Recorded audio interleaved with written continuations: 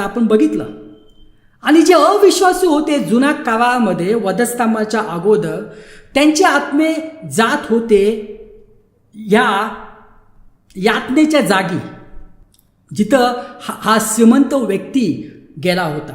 म्हणजे वधस्तंभाच्या अगोदर जो देवा विश्वास ठेवत होता, जो वाचलेला होता, त्याचा आत्मा जात होता सुखलोकामध्ये.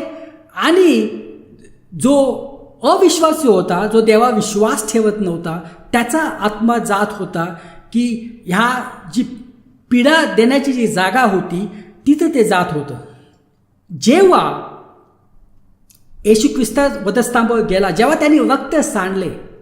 आता पहिला तुम्ही म्हणाल की जुन्या काळावरती जे विश्वासी होते, जे देवावर विश्वास ठेवायचे, जे देवाचे संदेश होते, ते स्वर्गात काय जाऊ शकले नाहीत?